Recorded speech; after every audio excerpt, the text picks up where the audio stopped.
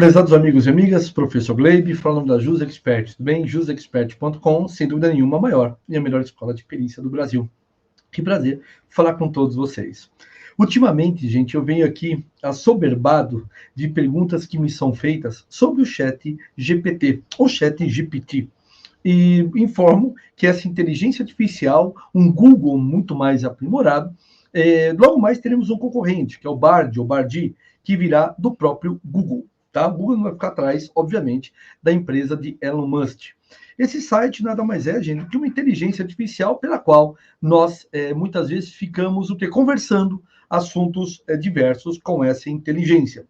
E aí até um chamado que nós colocamos nesse vídeo, né? Professor Gleibe da Jus Expert desafia o chat GPT. Não, longe disso, de provar, desafiar alguém, não é isso não. Mas o objetivo aqui é mostrar como essa tecnologia nos pode ser útil e se ela pode nos ajudar ou poderá nos assustar. Vamos falar sobre ela? Bom, eu já abri aqui, deixei na tela, coloquei aqui uma frase qualquer, o que é perícia, e ele vem, obviamente, dar um conceito para nós, né? Conceito é um processo técnico, científico, por um especialista, geralmente é chamado de perito, que tem o objetivo de investigar e analisar a situação específica, a fim de esclarecer questões relacionadas a fatos, eventos e circunstâncias. Aí vamos lá. O que é perícia grafotécnica? Vamos ver o que o chat vai responder para nós aqui. Vamos lá. Aí, começou. A perícia grafotécnica é uma modalidade de perícia que tem o objetivo de analisar a autenticidade da assinatura escrita no documento. É uma técnica utilizada para verificar uma determinada assinatura ou escrita foi feita pela pessoa que supostamente a fez, identificando falsificações, adulterações e determinando o conceito é autêntico ou não. E aí vem trabalhando em cima disso, tal. Ótimo, legal. E aí, gente, o assunto que a gente for abordando aqui, ele vai dando os conceitos. Você vê que é um conceito certo, correto, não há o que se falar nesse sentido, porém, meus caros amigos, não há nada de inovação, não é? Vamos lá. Vamos aprofundar um pouco mais com ele aqui, né? Como analisar se a assinatura é falsa ou verdadeira. Vamos lá, vamos ver o que o chat vai falar para nós aqui nesse sentido. A análise da autenticidade de uma assinatura envolve uma série de técnicas e procedimentos que devem ser realizados por um perito grafotécnico, que é o profissional especializado nesse tipo de perícia. No entanto, há alguns aspectos gerais que podem ser considerados na análise da assinatura, que incluem comparação de assinaturas, observação da pressão, identificação de padrões, verificação de espaçamento e inclinações, identificação de traços típicos, e assim vai. E é importante ressaltar que a análise da autenticidade de uma assinatura requer técnica e equipamentos específicos e deve ser realizado por um profissional especializado de perícia grafotécnica. Ótimo, vamos lá. Quais são, também nenhuma inovação, isso está na própria lei também, né? Quais são os materiais que o perito grafotécnico utiliza? Vamos lá, vamos ver o que o chat vai falar para a gente. Vai lá. Diversos materiais e equipamentos durante a análise da autenticidade da assinatura, após alguns dos principais materiais, lupas e microscópios, lâmpadas de luz ultravioleta, software de análise, papéis e tintas, ele vai explicando, réguas e compassos. Além disso, o perito pode utilizar materiais e equipamentos específicos, de acordo com a natureza de questão. É importante destacar o uso desses materiais para falar legal. Então aqui, gente, você vê que são conceitos básicos que ele vai colocando aqui para a gente. Agora vamos começar a fazer algumas perguntas técnicas para o chat GPT, não é? Vamos lá. Analisando uma assinatura para saber sua veracidade. Qual a diferença entre o ataque apoiado e infinito para o laudo pericial? Vamos lá. Deixa de pensar, né? Enfim. O ataque apoiado, ataque infinito, são duas técnicas utilizadas na análise de assinatura de perícia grafotécnica e a autenticidade do documento. O ataque apoiado é uma técnica que consiste em comparar uma assinatura questionada com a amostra de assinatura do indivíduo, chamada amostra conhecida padrão de escrita. Nesse caso, comparação feita de duas assinaturas em um mesmo suporte, como, por exemplo, papel pessoa. Já o ataque infinito é a técnica que consiste em comparar a assinatura questionada com uma amostra de assinatura da pessoa que está sendo avaliada, chamada de amostra aleatória ou forçada. No caso de comparação, é feita a partir de diferentes suportes. O laudo, não existe uma diferença na análise da autenticidade de assinatura entre ataque. Claro que existe, né, meu cara? Uma diferença aí enorme entre um e outro, né? Essa frase aqui é claro que nós temos que tomar muito cuidado, né? Ali já começou a dar uma rateada, mas aqui você vê que quando a gente começa a oferecer, gente, ele fala que não existe diferença substancial entre ataque apoiado e ataque finito, sendo que é uma das grandes diferenças que a gente coloca, não é? Vamos lá, vamos fazer mais alguma observação aqui ao nobre, né? No que tange as esquírolas da assinatura, como podemos identificá-las? Interrogação para ele poder entender isso. Vamos lá. Pequenas linhas, pontos ou traços, acompanham a letra da escrita na assinatura. Elas podem ser úteis na análise da assinatura, pois cada pessoa tem um padrão de esquilo característico. Para identificar a esquilo de uma assinatura, o perito vai examinar detalhadamente a característica da escrita, com pressão exercida, inclinação, quantidade, papapá. Podem variar de tamanho, presentes na escrita, em mão, tal. É importante estudar que a análise da esquilo é apenas um aspecto, papapá. Gente, olha, com todo respeito, é a típica resposta daquele aluno, não é? Que não sabe a resposta, mas quer dar um somebody love no professor, entendeu? Nós sabemos que esquilo é o excesso de tinta que se dá quando ocorre a mudança na própria escrita, na própria assinatura, e deixa lá o excesso de tinta, né, meus caros? E aqui ele deixou de falar muito bem.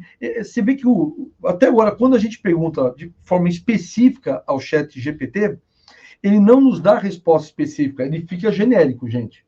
Extremamente genérico. Entendeu? Olha lá, ó. A esquilo são pequenas linhas, pontos ou traços que acompanham as letras. Isso aqui é muito genérico, gente. Não é o excesso de tinta que se dá. Mas vamos lá, vamos continuar aqui com a nossa chamada oral aqui ao chat GPT. Vamos lá. As estrias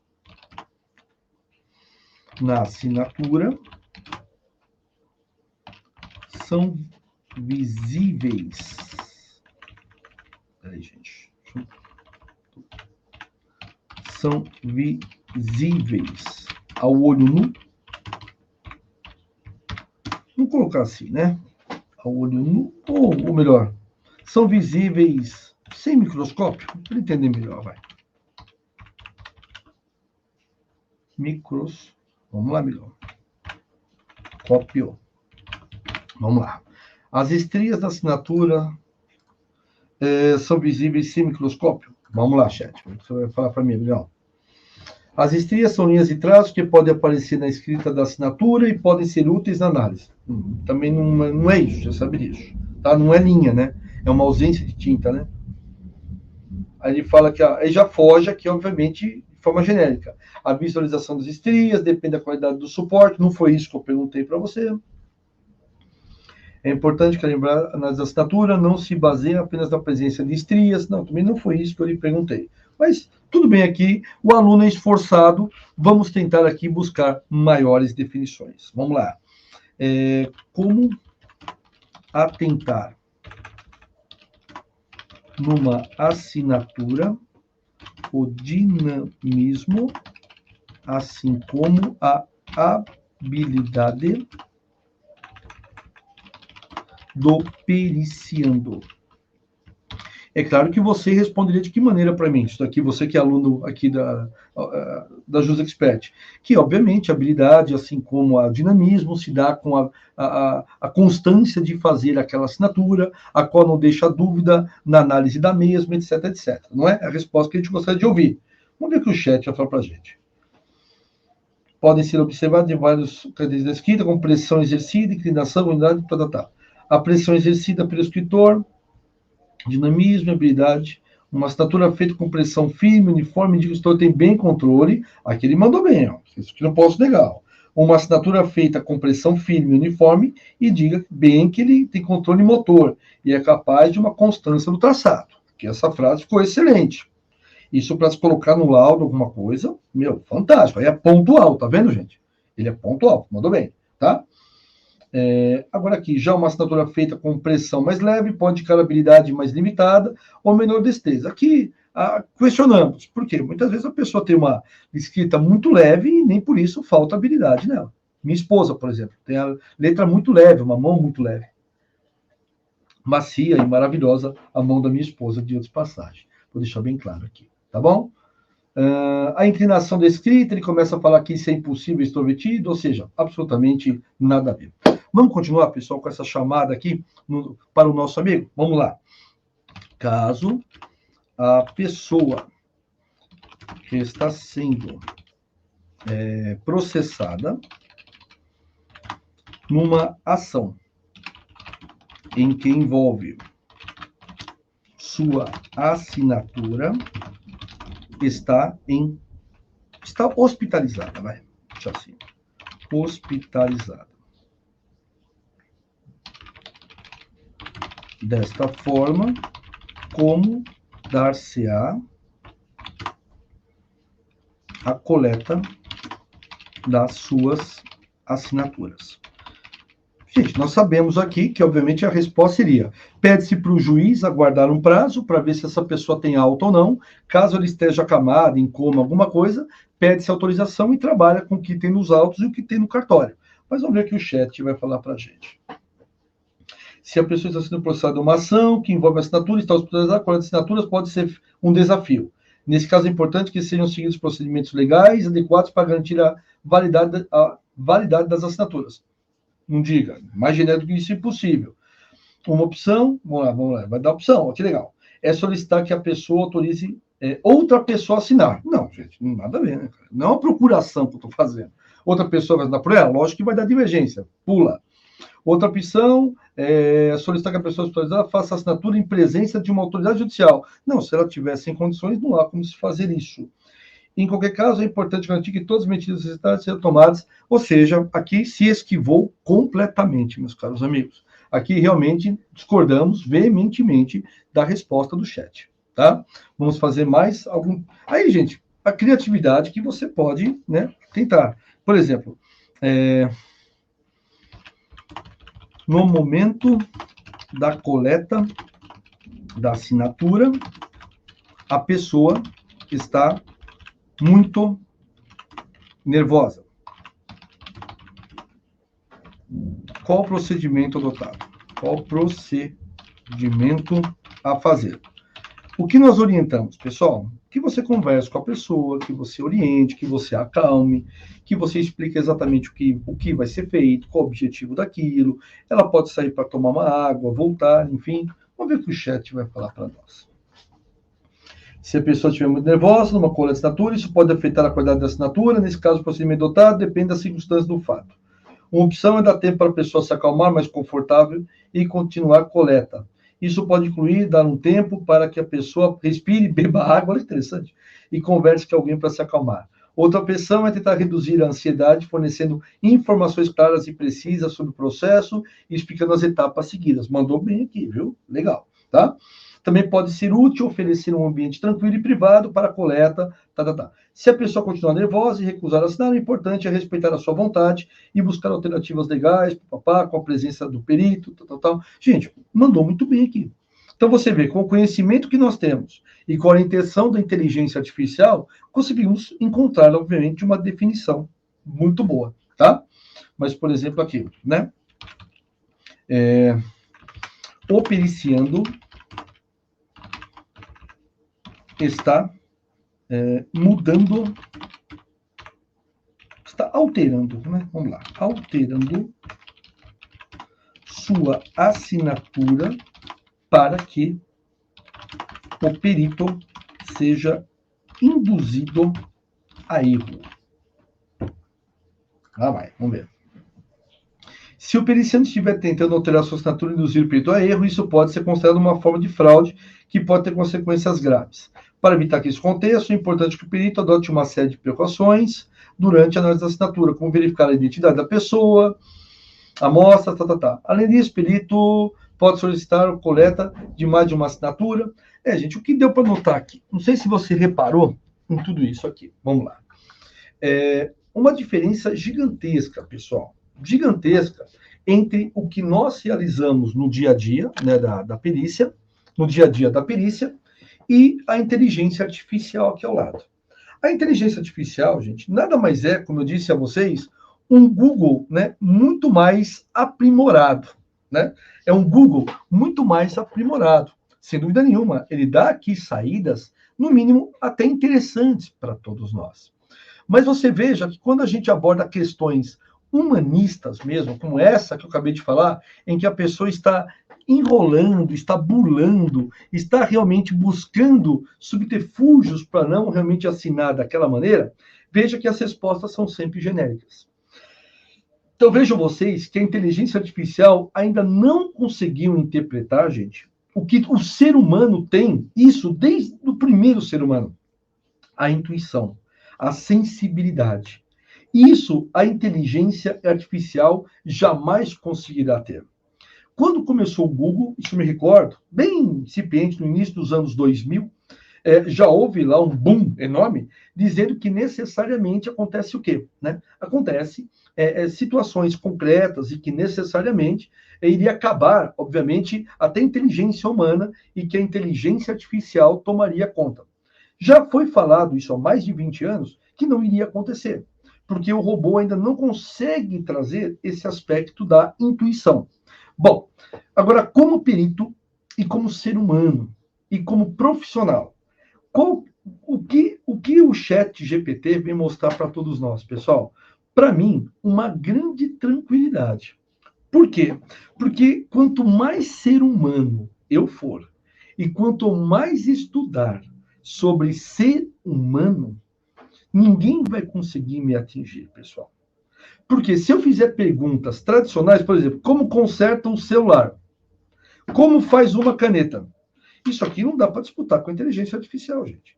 Porque, obviamente, todos os dados que eles detêm com precisão gigantesca de todos os dados para poder fazer isso. Mas se eu começar a abordar assuntos assim, uma pessoa que fica constantemente no celular, ela fica triste ou ela fica feliz? Ela está perdendo ou ganhando vida? Ela está se sentindo de que forma? Se eu fizer perguntas assim, certeza que o chat vai me dar respostas genéricas, do tipo, as pessoas hoje com as redes sociais não estão mais convivendo com pessoas do dia a dia, estão fugindo da sociedade, estão vivendo em seu mundo. Frase padrão. Não há novidade nenhuma nisso. Então, perguntas como essa, ele vai responder? Vai, mas de forma genérica. Mas ele nunca vai dizer da seguinte maneira, pessoal, para essas pessoas, tente chamar para uma conversa, vá andar, por exemplo, no parque, comente sobre a brisa, sobre as flores que você está vendo, sobre o mar que está sendo apresentado, a brisa do mar, as montanhas. Você entende, gente, que isso é só o ser humano que consegue fazer? Tá?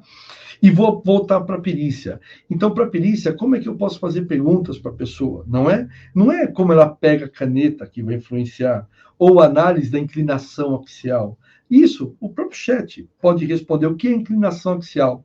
Certeza que ele irá responder com conceitos básicos que muitas vezes está na doutrina, tá certo?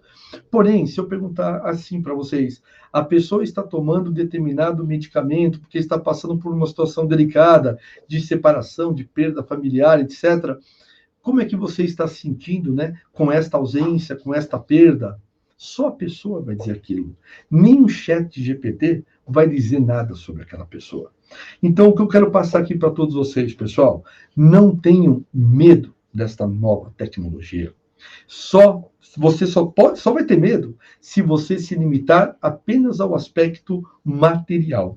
Porque se você se basear pelo aspecto intuitivo, humano, e para isso a gente pede que vocês estudem outros assuntos que não seja apenas a perícia, a advocacia, a arquitetura, a engenharia ou a química, porque isso qualquer um aprende.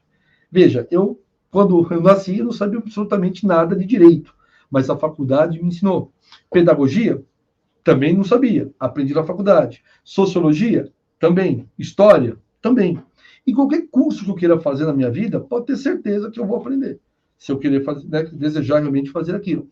Mas, uma coisa que a gente aprende com o tempo, quando a gente para e reflete, é quando a gente se autoconhece, a gente conhece as outras pessoas.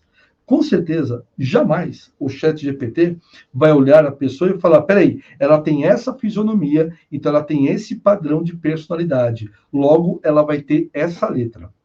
Ele pode trazer frases muito típicas, meu caro. Também, pessoas que têm sobrancelhas mais grossas não gostam de fazer trabalhos muito mais finos. Isso é frase pronta. Mas você tem que analisar a situação. Então, meus caros, se você está com medo dessa tecnologia, você tem medo de ser ser humano e quer ser um robozinho quadrado, acordando e dormindo e fazendo as mesmas coisas todos os dias. Mas se você não tem medo de ser um ser humano, pode vir 10 chat GPT, pessoal, que a gente vai conseguir vencê-los com certeza. Porque esse elo divino só existe entre nós e Deus. Não entre Deus e tão somente as máquinas. Um abraço a todos, pessoal. Fiquem bem.